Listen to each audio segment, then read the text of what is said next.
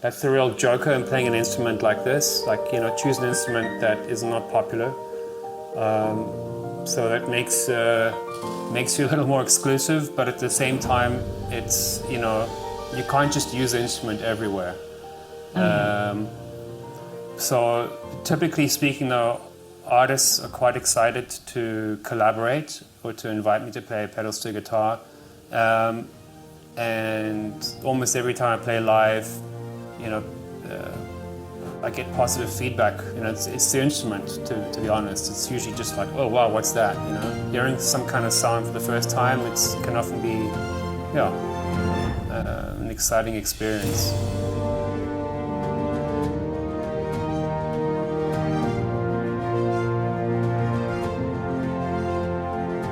So great to meet you, Richard. Yeah, likewise. And you're also a fellow South African, I hear. Yep. Yeah. Great. Where did you grow up? I grew up in the southern suburbs in Cape Town. Oh, okay. Yeah. And you? Have you been, now you're in Germany? Yes, I'm in Hamburg. Okay. And what brought you from South Africa to Hamburg?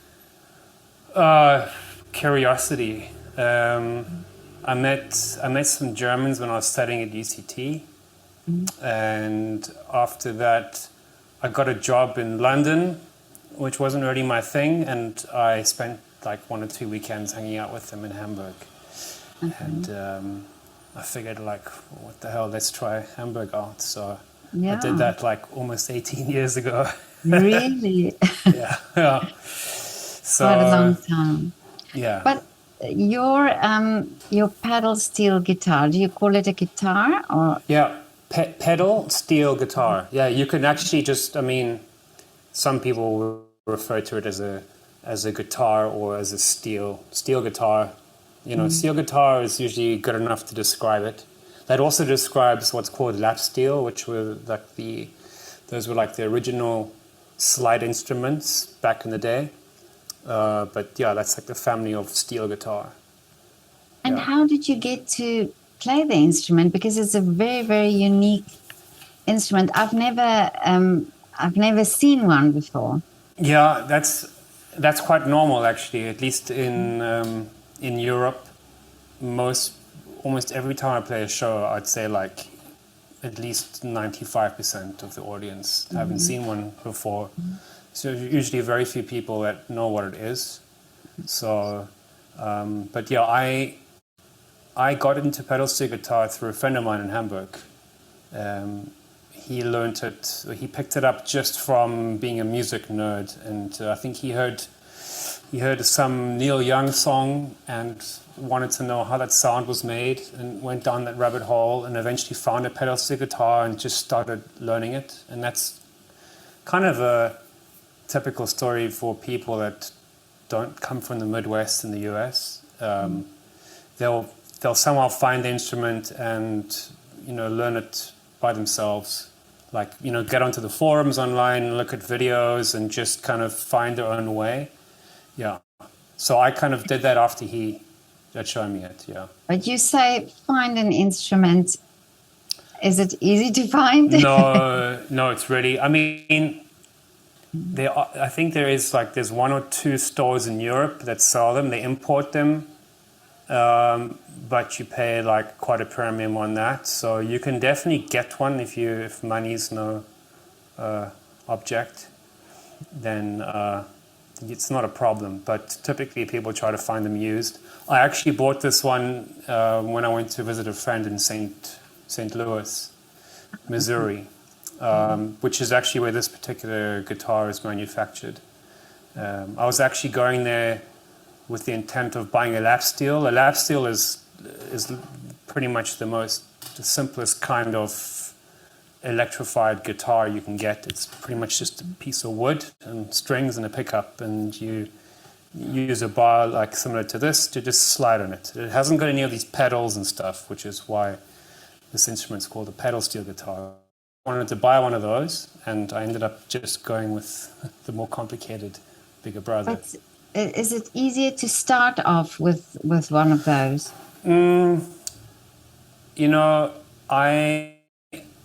I think It would be if you already played lap steel. You'd have a bit of a head start, but it's not the usual journey that pedal steel guitarists take. Like usually, almost every pedal steel guitarist would already have played guitar or electric guitar, and then comes pedal steel. Oh, I see. But back in the early 50s or mid 50s, around that time, pedal steel was invented. I need to check my facts. I think Bigsby invented the guitar, brought out one of the first models, and people back then were all playing lap steel. So the guys that were picking up pedal steel guitar all had good lap steel chops. So that was quite standard back then. But these days, you will often find pedal steel guitarists will also play lap steel. It kind of offers a different kind of sound and feeling. Yeah.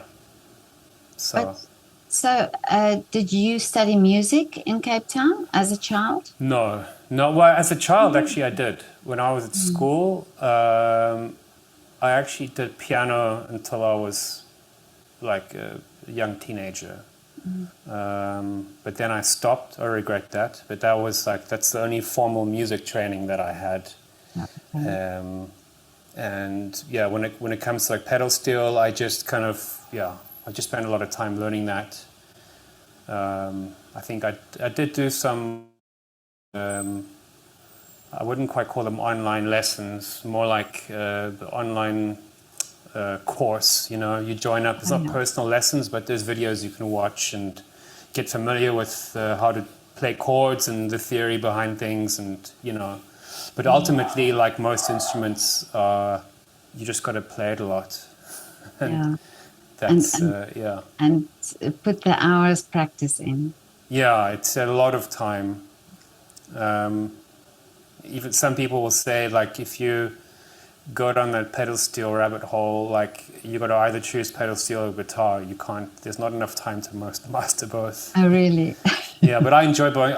I enjoy playing both. So I don't just play pedal steel. I mean, it has its advantages and disadvantages. It's really it's strongest in a band setting, I would say, because it's a very lead instrument.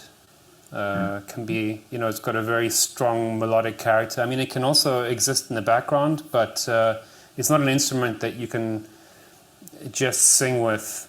Well, you could, but it's not the normal way to go about things. It's not like a piano, for example, that can cover the entire spectrum. So. But now, music for the instrument, do you compose your own music or do you arrange the music? Or is there music written for it? No, I wouldn't. I mean, so most pedal steel guitarists, I would say, I'm just guessing now, are probably well over 60 years old and kind of stick to the typical country classics that the instrument has been associated with maybe for the last like 50 years or so. And for these types of players, there are arguably songs that, they weren't necessarily written for steel guitar, but steel guitar was an important element in these songs. And, there's, it's almost like jazz music has, standards. Like there are songs that are associated with pedal steel guitar, for sure. To be honest with you, I don't really know any of those songs. I'd recognize them, but that's not how I go about it. I don't compose complete songs on the pedal steel guitar. It's more like I will do recordings on people's albums. So typically singer-songwriters will come to me, often remotely, sometimes in the studio, and say, hey, we need pedal steel guitar here. And then I will write melodies or ideas, and record those for those songs. So the music I'm writing is more like, it's accompaniment rather than complete songs. Mm-hmm. Yeah. So, and is there a lot of people interested in the music? You talk about if you do concerts and so on, there's a lot of people that don't know the instrument, but collaborating with other musicians? Do you find there's a big interest? Often, I'd say people are usually really enthusiastic about it because it's so it's not common. Like that's the real joker in playing an instrument like this. Like choose an instrument that is not popular. So that makes you a little more exclusive, but at the same time, it's you can't just use the instrument everywhere. So typically speaking, though, artists are quite excited to collaborate or to invite me to play pedal steel guitar, and almost every time I play live, I get positive feedback. It's the instrument. To be honest, it's usually just like, oh wow, what's that? Hearing some kind of sound for the first time, can often be, an exciting experience. But it's not like when I'm playing with an artist that people are going to come to the show to see me. Like I don't. It's not like I have a fan base or anything like that.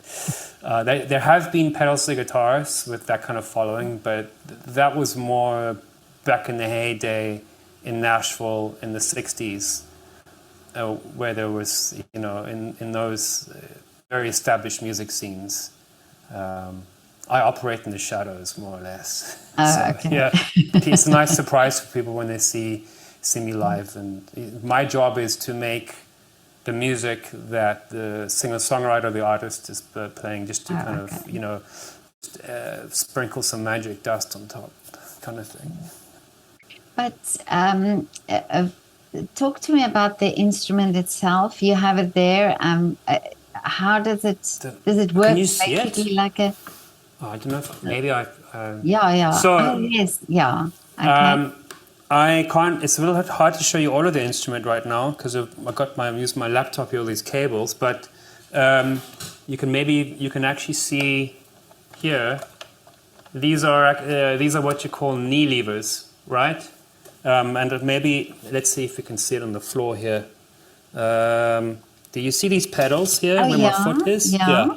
Those are the pedals. That's the pedal in pedal steel. And the pedals, so this is it's all a completely mechanical way of changing the pitch of the strings, right? Because I'm playing, I'm using a bar like this. I'll show you quickly. This kind of looks like the kind of picks that banjo players use. So not all pedal steel guitarists use picks, but probably like 90% of them. And that enables me to get a kind of a sharper sound. So and it's metal, the picks are metal. These are metal, right, and this is a steel bar. You can probably see like the way my hand's moving. Yeah. It's quite heavy, and I can put that over the strings like this. If I move it, it's just changing the pitch of everything. I'm essentially changing the length of the string here. And with lap steel, that's like the instrument I was referring to earlier, the one that hasn't got these pedals and these knee levers and all this machinery. It's a much simpler instrument. If you want to make alterations to your chords, you'd have to like actually slant the bar, so like making I can't. I mean, I'm terrible at this. I don't have the technique to do it, but so to do chords, you would have to slant the bar around so that you can essentially play different pitches and different strings. Now with the pedal steel guitar, you can actually you heard that sound going up there? That was my foot. So I see. Okay. I'm not actually. So I can actually use my feet and all my knees to. All these pitch changes are coming from my knees and my feet now. Yeah.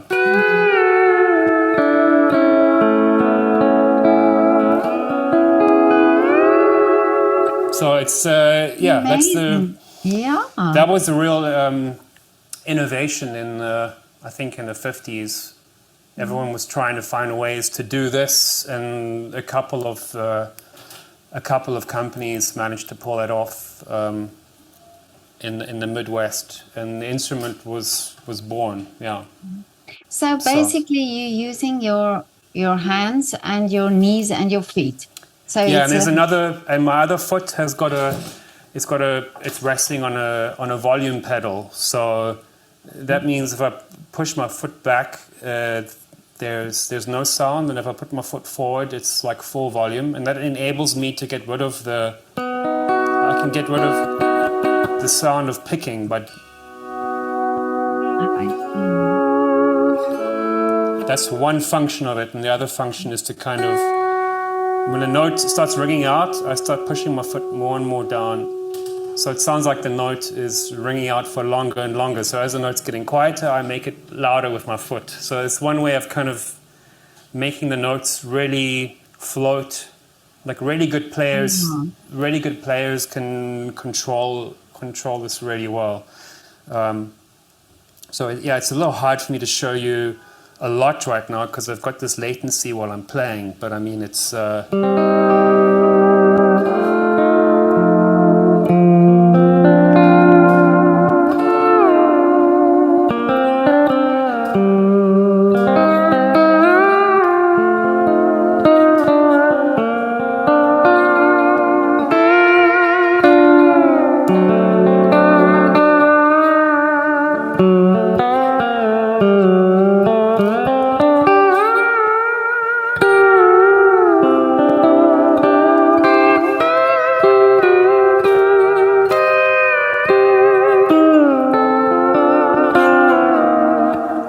so that's like amazing. That's like a Hawaii sound. Yeah. What I was playing there was just a kind of a very messed up version of a song called Indian Love Call. I think it was originally from the 20s, from a Broadway theater piece. And probably the most famous lap steel player ever, a guy called Jerry Bird, covered that. As was customary back in the time, people would cover a lot of these kinds of jazzy songs. This is where Western swing has like a lot of jazz influence in it and stuff, okay. Right? Mm. And this kind of comes from that era, this song. And he played, that wasn't the whole song, that's just part of it. So I was just kind of giving you an idea of, that's the kind of more Hawaii sound, which to be honest with you is actually what I prefer in the instrument.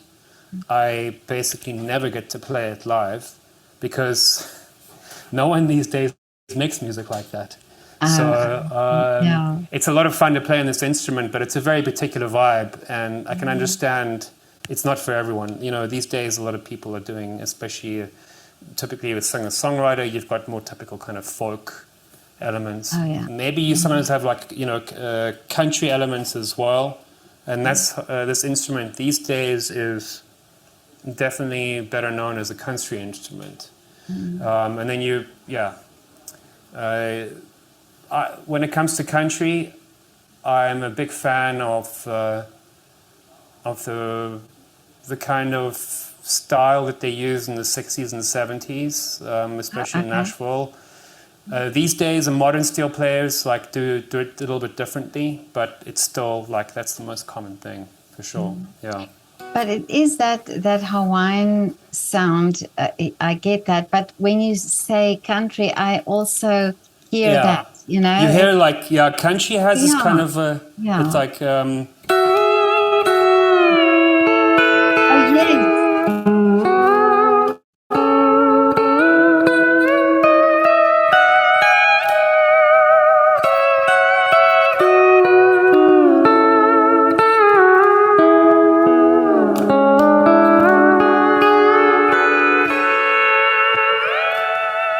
That's a little. It comes from the Hawaii thing, but it adds something differently.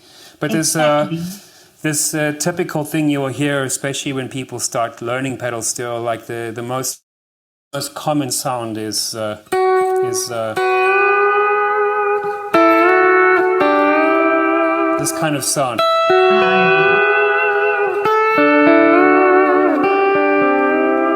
So that's like just using the pedals to bring a particular interval of a chord up. And that's like the classic sort of pedal steel bend that people often associated with it. And it's what, when you first start playing pedal steel, it's like the most obvious thing to do. In fact, they even call these first two pedals in the pedal steel like the money-making pedals, because if you just use those two, you're usually good to go in the studio. That's what people want anyway. But yeah. I find the sound. The first I think of like that Hawaii islandy, that sort of. But then it also brings sort of a bit of a sadness, that. Yes. That weeping. It's exactly. Exactly. Yeah. Interesting. I mean, that's what a lot of it has, that kind of, it's almost like a human vocal sort of sound. And this weepiness, like, it's a wailing, right? Yeah. And it sounds like, I mean, pedal steel is actually what makes it quite unique. I don't know of any other instrument that can do it, but I can make, on certain strings, I can make the pitches go down, and on other strings, I can make it go up. And it often, that means it can sound a lot bigger and more you have all this different kind of movement. It's almost like a choir. I mean, I'm not sure. Like, that's just two strings. I'm moving the one string, I'm moving it down, and the other one, moving it up. Yeah. And so you get this kind of strange movement.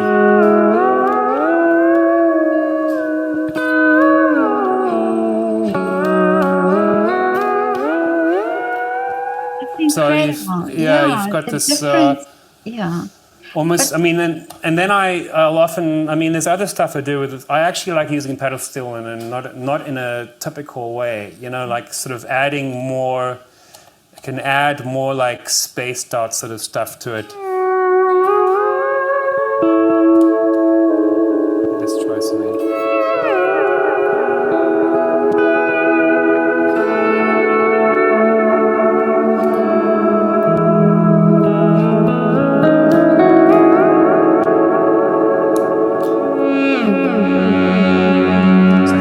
Like a kind of almost like a synthesizer kind of sound.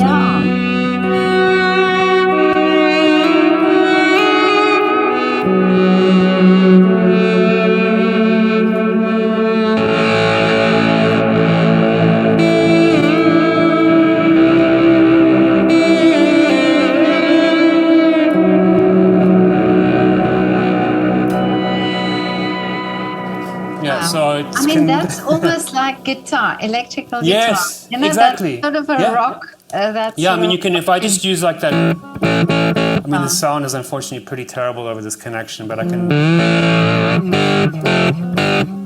so I can kind of almost treat it like,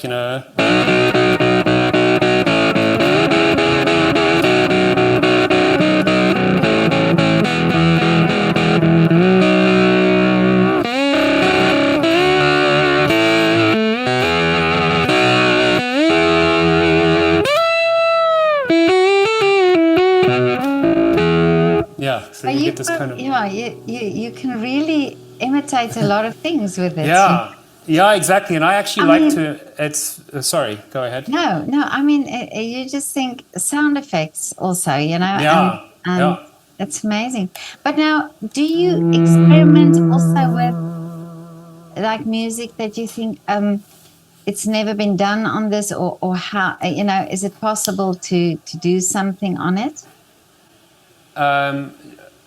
Are you saying, do I ever try to create new sounds, or? I spoke to Corina Rogers. I don't know if you know her. She plays the dulcimer. And she tries to sort of do music sometimes, collaborate with other musicians where you think the dulcimer wouldn't work, like electronic music, for example. So absolutely, yeah. So I don't. To be honest with you, I'm very open to that. But my social media game is non-existent, and that's probably the biggest barrier to entry in collaboration. Because these days, if you don't have it's like a very serious social media presence. People, A, don't know about you, and B, I think if they don't know you, if they haven't seen you, they don't even take you seriously. And that's okay. I understand that's just the world we live in. I just don't have the time. Maybe one day I'll change that, but... maybe after this interview, maybe go viral. There you go. You've got your first post. Yeah, that's a good point. So I mean, I'm very open. I like using things the wrong way, so to speak. So if I'm playing a show with someone and I've just got the pedal still there, I like to bring as many sounds as I can. So I will maybe do like a sound like I'm imitating an organ now,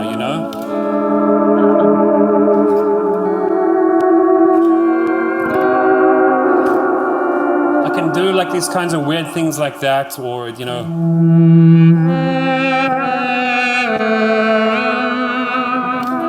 sounds very sad. Yeah, it's the kind of stuff that's live. It's a lot of fun, and I'm always I've always kind of I place a premium on improvising the sound textures I use to a certain extent. I mean, I don't improvise completely everything, but when I'm playing, I'm improvising when I'm playing to a certain extent. And the sounds, it's fun to experiment. Sometimes it doesn't work. That's part of the game. But when I'm playing live, and if the sound is good, and there's this kind of thing that can happen when everything is just right on the stage, and the energy is there, and you're swimming in the music, and you can start changing the sounds up, and you start playing with the sounds. It's a lot of fun, and I'm always looking for that. I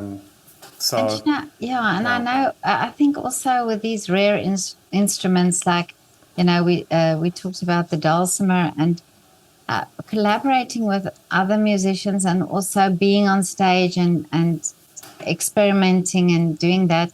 Almost, I think it's a great way to introduce the instrument to people who you would not necessarily know about the instrument. Absolutely. And I think, I mean, looking at you now, it's such a creative way, all the different things that you can do on it. So it's such a creative way to make music. Yeah, it's, I mean, as I mentioned earlier, I so often get, I mean, I even got this in the beginning when I started learning to play the pedals to the guitar. I really wasn't good, but even then, people were appreciating it, because if they haven't seen an instrument before, there's nothing you're getting compared to, right? So you can actually play pretty badly. All you have to do really is, when you start pedal steel, is just learn how to move between chords. You can do something like that. Yeah. If people have never seen it before, it's actually good enough. So I've always had people saying that they were, moved by it, or it was an interesting experience. So that's it's a cool joker I like to play. Yeah. but I'm very much interested in experimental music. I mean, my friend who originally introduced me to the pedal steel guitar, he lives in Hamburg. We meet pretty regularly, and we just improvise. Usually guitar and pedal steel, but sometimes we'll add some keys or whatever. And we just mess around. A lot of it, we both like messing around with sounds, and we just see what happens. And I really like when I play with an artist and I have the room to experiment, bring a bit of that kind of unpredictability and, just cool sound experimentation. So I'm absolutely a big fan of that. Yeah, I think it's amazing, and also the fact that you taught yourself to play the instrument. That is, I think sometimes we have this idea of you have to have gone to some music school or to do something, but there are instruments where you have that opportunity to play and to experiment and to, learn by doing. Absolutely, and I to be honest with you, I don't think I'm pretty sure there is and never has been a school or a proper course where you can learn this instrument. Back in the day, it was definitely originally everyone would just learn from going to shows. This is the advantage, I think, of there's a massive music scene in places like Nashville, where you're just surrounded by musicians, very high caliber musicians, and it's just in the air, and everyone's teaching everyone. There's constantly concerts, and that's the greatest way to learn. It's just to be in the thick of it, right? So I'm definitely quite isolated here, and it did require a lot of motivation to really, and it still does, to really want to carry on playing, because I have a friend here, but there's not really a scene of pedal steel players and music that supports this. There's a community, but it's very small. There's few and far between. I spoke to Constance Wunderle, and she actually told me about you, and then she also told me about Corina Rogers, the dulcimer player. And I find these three interviews that I did, even the banjo, I find is not such a common instrument. I mean, in South Africa, you have the banjo, and of course, it's but also they're from Nashville, and so they also get to collaborate with each other, and I find it so interesting, the music scene there. Yeah, and I've been there before, twice actually, and I'm definitely envious of that scene. And you realize, there's a couple of places which have music scenes like that, or not like that, of course, that's a very unique scene there, but I just mean scenes where there's a lot of musicians, especially the States. If you look at places like LA or New York, I'm sure there are always small scenes, and even places like London and whatever, but here in Germany it's quite different, and it's a much smaller scale,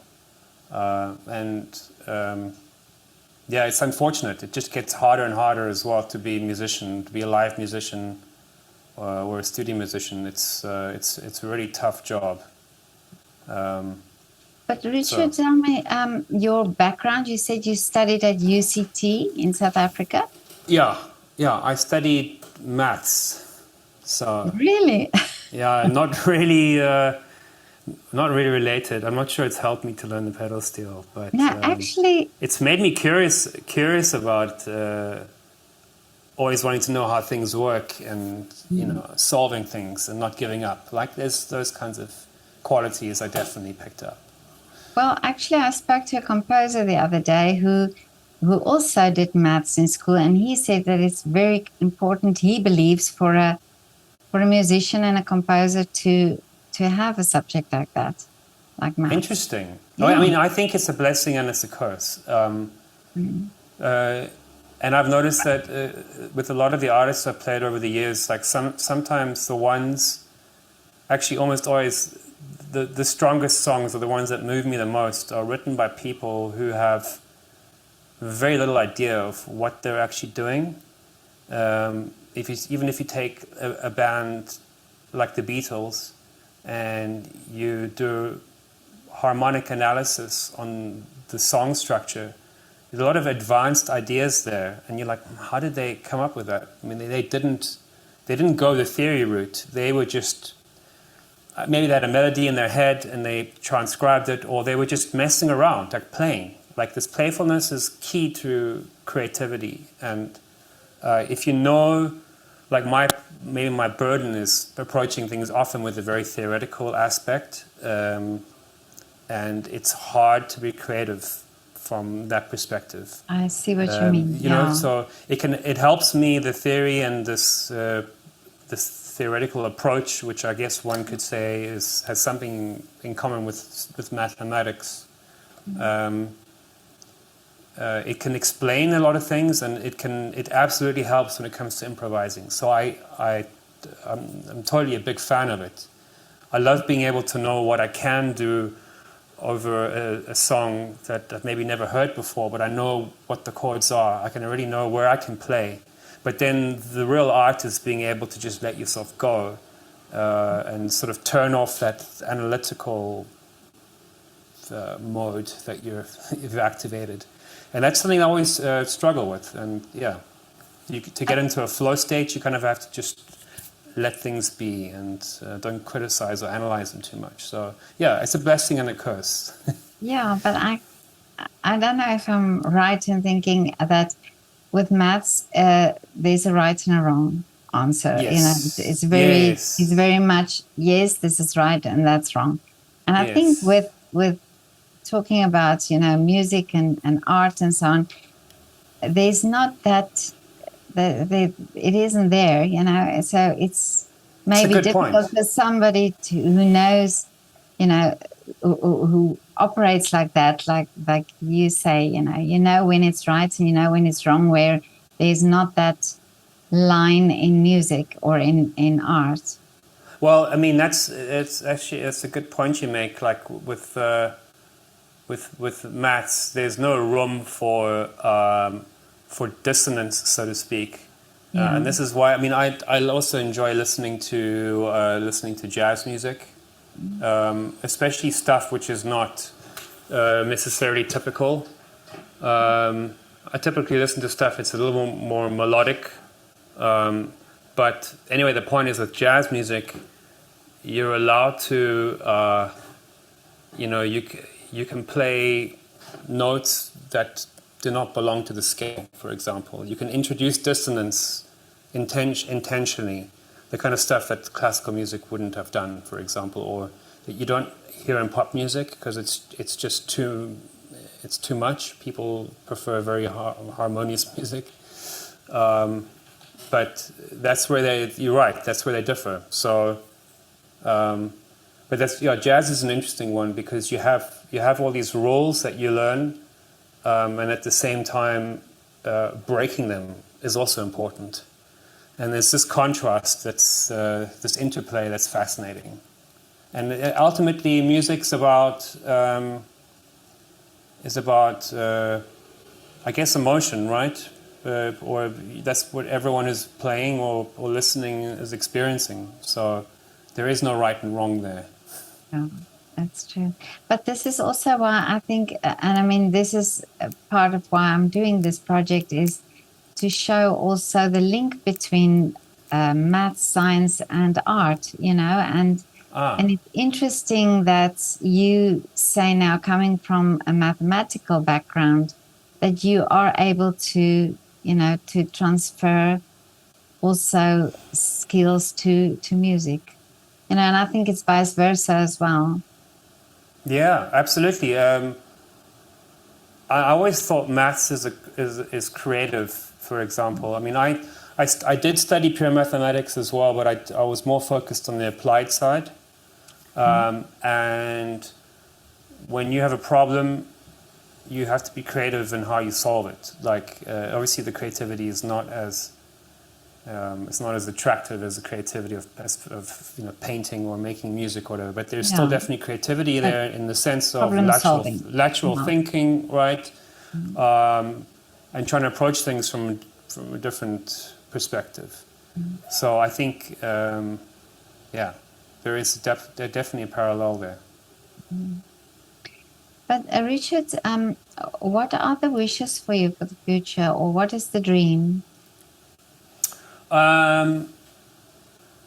So I actually, well, this takes a lot of discipline, but getting good at pedal steel guitar. I'm assuming you're asking me about this instrument in particular. In general in life, I can't say, but this with this instrument, like I'm still pretty motivated to get good at it, and that is it's a hell of an undertaking. There are very few people that sort of got to the level, like a really good level. It's just the amount of time and dedication, you know, and it's hard to stay motivated all the time. So my goal is to perhaps play more and get better. And when I say get better, it's not about it's not really about, it's not being flashier on the stage. It's actually about me being able to relax more when I'm playing and actually just kind of be there.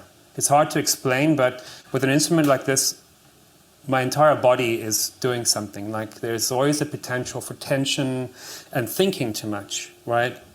I've very rarely had moments on the stage for more than 20 seconds where I was not actually thinking and I was just playing. Like it's very hard for me to get to that state. So I want to be able to spend more time in that state, and I think that's kind of what makes a musician even better to listen to, and it's also what makes it more fun to play.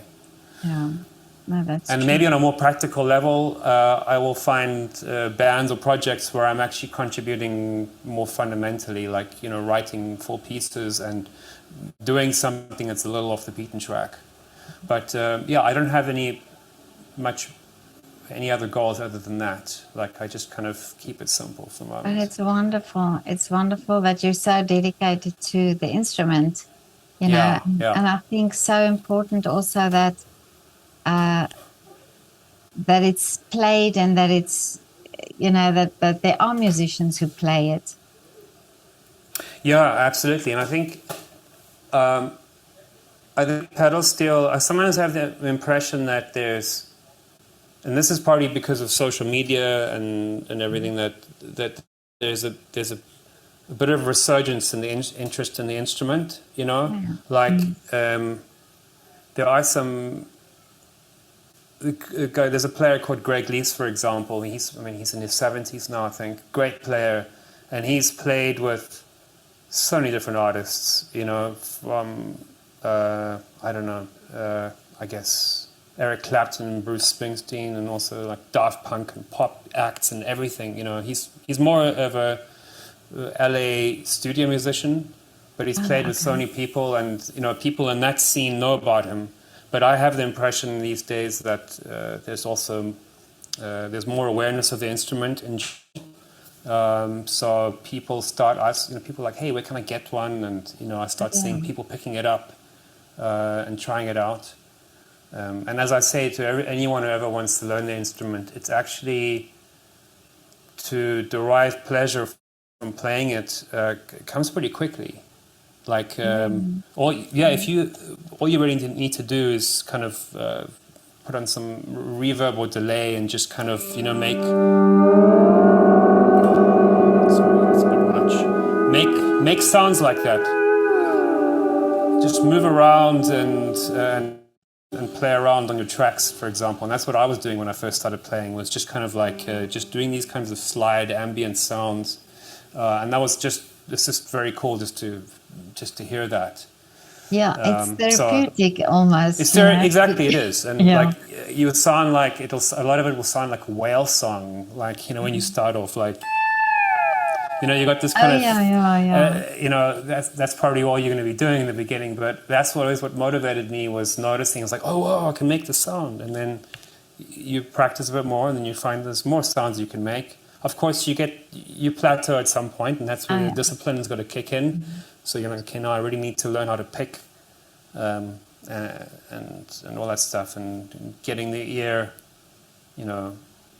accustomed to, because the whole time you don't have any frets in the instrument. So if I'm playing with other instruments, like a violin player or any fretless stringed instrument, you have to kind of intonate, right? So your ear needs to learn how to do these things as well, and that's just a matter of seat time, as they call it, just sitting and playing. Yeah. Well, you can have all the emotions from the one instrument, I think, because you can have fun, you can have sadness, you can have all frustration, and all that, and it's it doesn't. I mean, the barrier to entry is pretty high because it's bulky. It takes a while you got to build it up. I mean, my one's actually quite light, and in the case that I use when I travel, it's 23 kilograms. And then you got all the other stuff that goes with that. It can be way heavier. Like a lot of the people often play like single necks like this these days, but probably like 30, 40 years ago, it was very common to have double necks. So you'd have Oh, okay. two different tunings, and you could switch between the necks, and you have way more pedals and knee levers, and then I don't know, you're probably weighing like 40 kilograms or more. And if you don't have a car, you're trying to travel on a train like that, it's not easy. So you've got that. It's expensive, and it takes a lot of time to learn. But like any instrument, I mean, if you put the time in, like you'll get there, you know. Yeah, it's also like the harp, the logistics of traveling with the harp. Yeah. To take that into consideration. That's even, I think the harp's even worse because you can't make it compact. Yeah. But you live in Vienna, right? Yes. I'm pretty sure I'm playing a show there with an artist called Marla Moya. I think it's called the Bluebird Festival. Oh, really? Yeah, I need to check I don't know when that is. But let me know when you hear. Yeah, I will let you. Yeah. I mean, I'm pretty sure I'm playing there. And there's also an artist in Vienna a guy called Ian Fisher. I've played a lot with, and it's the artist that I played primarily with. Although the last year or so, he's been touring mostly alone. Okay. But yeah, that's another artist that I often play with. So I've played in Vienna quite a few times. But amazing. I will. I'll definitely let me know. Yeah. I'll drop you a line. I don't think it will be a full band show, but it's still a chance for you to see it live. Yeah. Yes, it would be great. Yeah. But this was so lovely to talk to you, Richard. Yeah, it's a pleasure. Thanks. I'm so glad Constance told me about you. She tells me about very interesting musicians with very interesting instruments. So that's great. So cool. That's so cool. I'm glad that she suggested it to me. It's my pleasure.